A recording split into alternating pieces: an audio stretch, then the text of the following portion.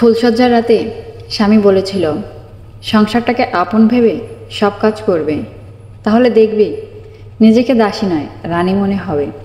ধীরে ধীরে সংসারের দায়িত্বগুলো নিতে শিখলাম। স্বামীর কথাটা সবসময় মেনে চলি। সপ্তাহখানেক পর শাশুড়িমা বললেন, ফোন দেখে দেখে রান্না করো, তবু সিদ্ধ হয় না, লবণ ঠিক হয় না। কথাটা উনি হেসে হেসে বলল, বেশ বুঝতে পারলাম। আমায় খোঁটা দিলেন। এরপর থেকে আরও তৎপর হয়ে উঠলাম, সব কাজ খুঁটিয়ে খুঁটিয়ে করি।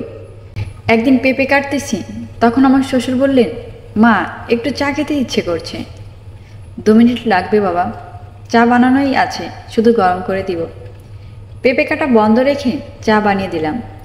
তারপর ছাদে গেলাম কাপড়গুলো নিয়ে আসতে। পেঁপেগুলোর কথা ভুলেই গিয়েছি। মা রান্নাঘরে গিয়ে পেঁপের বাটিটা টেবিলে ঠাস করে রাখলেন। কঠিন স্বরে বললেন, পাকা পেঁপেগুলা কেটে রেখে দিয়েছ, মাছিতে ভনভন করতেছে, এগুলো খাওয়া যায়? মন কই থাকে তোমার? একটা পেঁপের দাম কত জানো? মায়ের কথায় চোখে জল চলে এলো। আমি যতই আপন ভাবার চেষ্টা করি, ওনারা তো আপন ভাবেন না। সামান্য বিষয় নিয়েই যখন এভাবে কথা শুনতে হয়, তখন সংসারটাকে আর আপন ভাবতে ইচ্ছে করে না।